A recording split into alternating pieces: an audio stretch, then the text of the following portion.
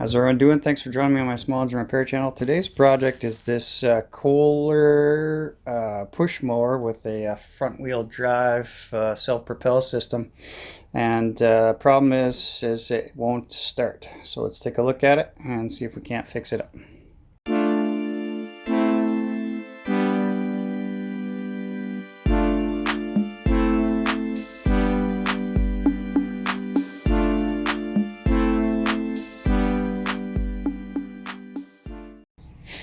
Alright guys, so it's springtime, everyone's pulling out their mowers and then realizing they can't start. So if that's your case, this is probably going to be a good video for you. I got this in from a landscape guy who tried to fire it up this spring to get things checked over, and it wouldn't start for him. So let me show you what I do to try and get things started in the spring. So first thing I do on all mowers I always check is the oil, and that is either overfilled or it looks overfilled. So what I'm going to do is, and I don't know the color of it, it's hard to tell on this yellow deck, so I'm going to get a shop towel and see what's going on there. Alright, so let's, it feels thick. So he said it was his dad's mower. It's got some color to it. It's like a, I don't know, like a blue-green color. I'm not sure. It's not really supposed to be blue-green. I wonder if that's two-stroke oil that's in there. And it's way overfilled. It's right to here, and I don't know if you can see the line. Should be right here, so way overfilled. So before I do anything else, I'm gonna have to change the oil on this, because again, I think this is probably two-stroke oil. Two-stroke oil has a bit of a bluish tinge to it, but anyways, I have a video on how to change the oil on one of these, not on this specific mower, but they're pretty much all the same. So I'll link to that, and once I fix that up, I'll bring you back. Alright guys, so I changed the oil there. Let me show you the difference. Alright, so now the oil goes right up to the full line, and it's nice and clear. When you wipe it off, it's nice and clear. It doesn't have like a bluish tinge or a red tinge like the two-stroke oils have. So fix that one problem. That was never going to start. It was basically double the volume capacity. So anything that's over the capacity is just going to get blown out the breather. And I think that's probably what we're looking at here. That's where we're going to go next anyways. You can see that. I think this is underneath where the carburetor is, but it's more of an oily residue than a fuel residue. So I'm worried about what the air filter looks like, because here's the breather tube from the crankcase. If the crankcase is filled too much with oil, it's just going to overpressurize and blow out all that oil out your air filter, or through this crankcase breather tube. It goes into your carb area. And look, take a look right here. Look at this. That is oil saturated. You can see the oil just dripping out of it. That's what happens when you overfill one of these small engines, guys. So I can guarantee you this is going to be a substantial carb clean, because all of this oily residue probably got sucked into the carburetor. So I'm not even sure if I want to try and test this one at this point. I might have to go straight to a carb clean, which I'd prefer not to do. What I might do is take this off and then take a look inside the carb. That's probably what I'll do, and see what the carb looks like. Alright, so I got 10 millimeter There's 2 nuts and a bolt. And then this whole air filter housing comes off.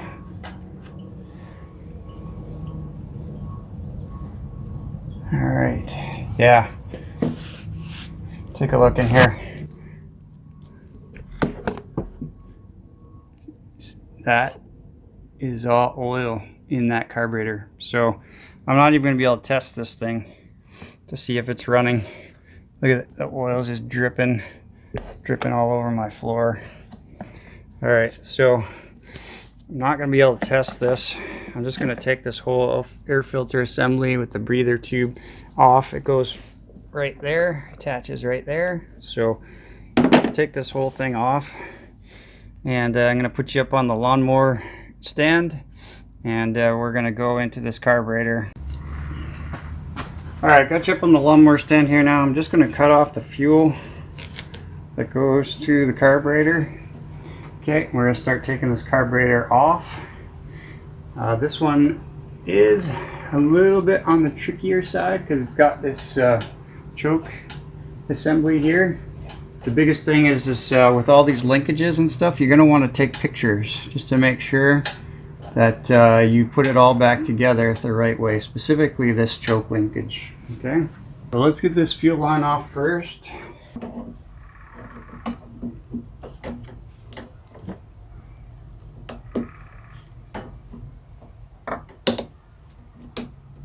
Not sure why they would put the fuel line clamp in such a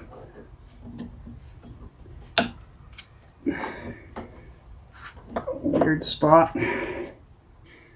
Looks like the fuel is still dripping out of here, so I might have to use, I don't typically like to, but sometimes with these smaller fuel lines like these in Hondas, you got to use some vice grips. Just gently make sure you plug that off. Don't want to do it too tight, just tight enough that it stops the fuel flow. To get this guy off, what you're going to need to do first is to rotate the throttle linkage after you pull it out a little bit so that the linkage lines up with a slot. There's a slot in that top of that throttle linkage, and then you grab this return spring or tension spring and try not to bend it too much, and just take that out. Now here's always the problem with these coolers is that like how do you get this linkage off, because it's a 90-degree turn. You can't pull it out far enough to be able to rotate that linkage. So the easiest way I've found in a lot of cases is to just remove these 2 10mm nuts on the other side of this. This is your auto choke mechanism. So that's what I'm going to do. I'm going to remove those 2 10mm nuts, and then we'll be able to get this off, hopefully. So I might have to also take off this top engine shroud as well to get at this back 10mm nut, because that's going to be in the way. So let's see what I can do here.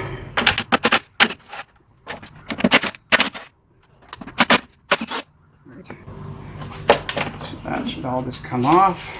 So now I can get at these 10mm a little bit easier.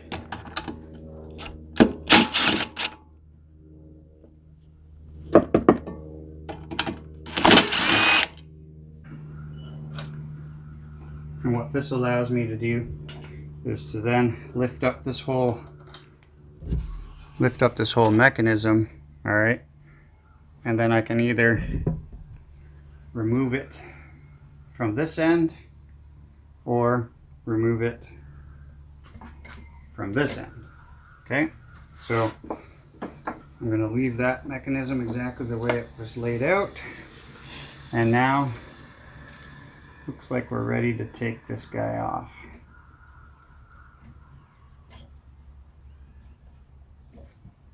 Okay.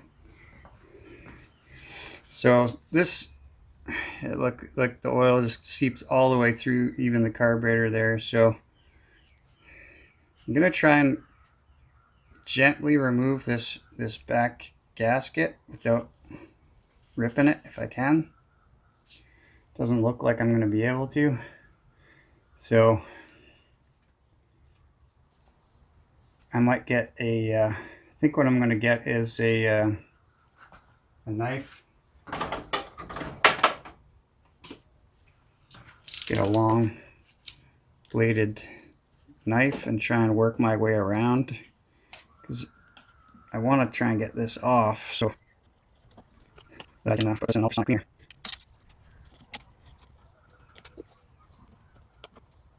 This doesn't look like it's working too well. Okay, here we go. Now I lost a little bit of material, but that shouldn't be too big of an issue. Put that guy back on the way it's supposed to. Okay. And if I bring in even here into the intake, you can see a whole bunch of oily residue. So this thing, once it does hopefully run, it's gonna smoke pretty substantially for the first little while until it blows out all of this residue. All right, so first things first, 10 mil. Try and get this, whoa. Put it on super tight. Trying to drain all the residual fuel left out of this float bowl.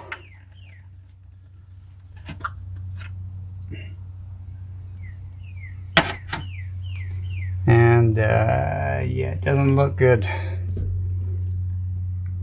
It's definitely all that two-stroke oil in there. So basically this is like a two-stroke fuel. We're trying to run, mixing that old two-stroke oil with some fuel. A little bit of residual crap in the bottom there, not too bad. That should probably wipe out pretty easily. Okay, next take off the float. Actually, before I take this float off, I want to try and check this needle and seat. Now, I've got a pressure gauge, pressure vacuum gauge here that I can pressurize the needle and seat, which is underneath here where the float is. So when it's upside down here, the needle valve should be closed and it should hold pressure. And as you can see there, it's holding its pressure.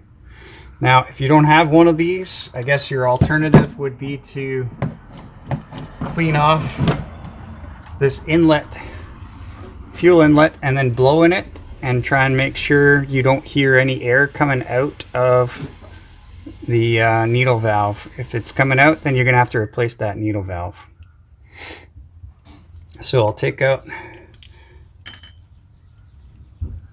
the float, and there's your needle valve, and it looks pretty good. You're kind of just looking for any deformities in the rubber tip there. So that one looks pretty good. So in here, you're gonna have your main jet and emulsion tube. So what you're gonna wanna do is get yourself a flathead screwdriver that pretty much is the diameter, like fits just inside the diameter of the hole here. And that's a brass jet down there, so you're going to want to make sure you be very careful when you try to remove this. You have to push down and turn to make sure that you don't strip the head of that, because if you do, you're going to end up buying yourself a new carburetor. So once you undo it, there's your main jet, and there's a hole through the center, and that looks actually very clear. So that we can put in with the rest of our parts to get washed in the ultrasonic cleaner. In addition to that, you've got an emulsion tube, and each one of these little holes has to be clear. So if it's not clear, if you can't see through it, then you want to stick a little bread tie or something, a thin piece of wire through those to kind of poke those out. If you don't have an ultrasonic cleaner, just spray in each of these little holes and passageways of the carburetor with some carb spray. Okay. Stay away from any of these rubber parts with your carb spray because they will expand. Here's the seat. So if your needle and seat were not seating properly, then you might want to run like a Q-tip with some brass cleaner down in there. That's a tip I can pass along. So yeah, you're going to want to put a bread tie and some carb spray in these little passageways to make sure that they're clear. Now the last thing you got to do is take off this. This is an idle set screw. Okay. You can see here on the back side there is a couple of threads that come through the back. Okay. But the biggest thing is that this idle screw sits halfway across this. This is going to be an idle jet right here where I'm pointing to underneath that idle screw. So it sits, basically keeps this idle jet in place. So that's how I put it back together is when I'm not really setting the idle. I'm more just lining that idle screw with halfway through or over top of this idle right here, this idle jet. So I want to line it up halfway across there. So now here we want to sort of pry up on this little idle jet. And sometimes if these things give you a hard time and they're running too lean, what you can do is run a small little drill bit through the end of this idle jet. There's actually a little hole in there, and the only thing I've been able to find that will actually penetrate through that little hole is a little piece of a wire brush and a matchstick here. And what you're going to want to do is just push it through there. And that one was giving me a little resistance, so I think that was clogged a little bit.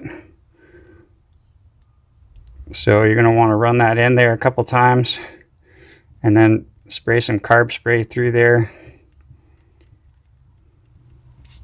Okay, but this is all going to go in my ultrasonic cleaner. So that's it for taking it apart. Other than that, you might want to just like spray it down the outside a little bit before you put in your parts cleaner. And we'll put it in there for 15-20 minutes while we're doing something else. Alright guys, so it's all back together now. Everything's cleaned up. Looks nice, almost brand new. So let's go ahead and reinstall this now on the machine. Alright, so in the meantime, I actually cleaned out the fuel tank. I serviced the spark plug, which is to say I cleaned it with a wire wheel and sprayed it with some carb spray to make sure there's no residual stuff there, and then re-gapped that spark plug. Yeah, cleaned out and then just kind of wiped everything down.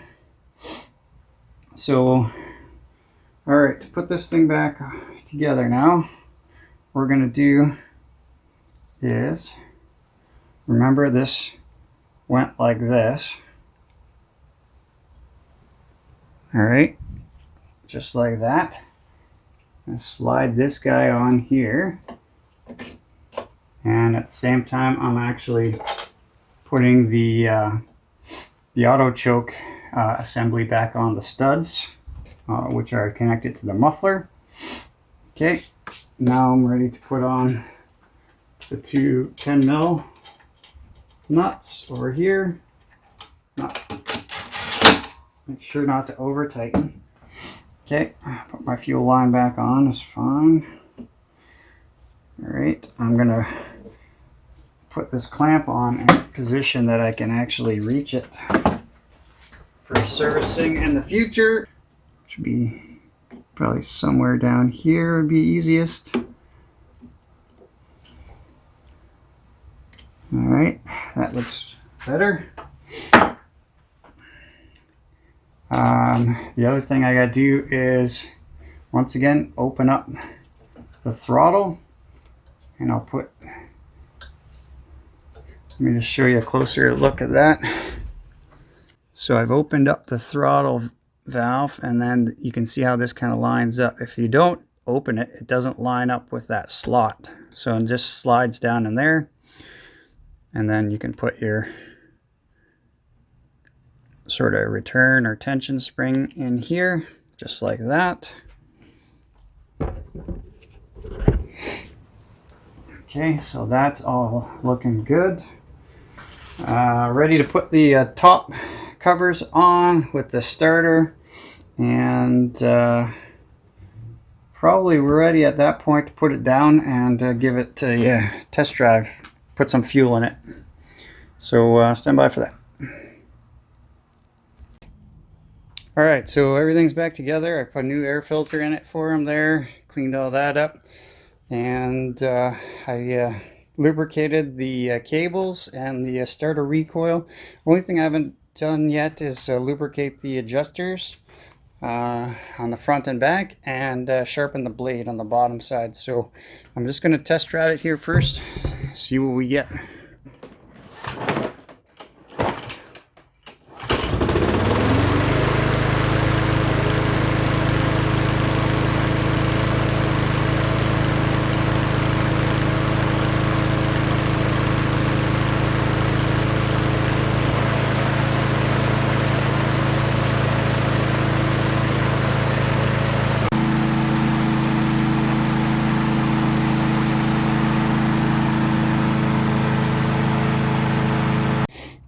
Alright guys, so there you go.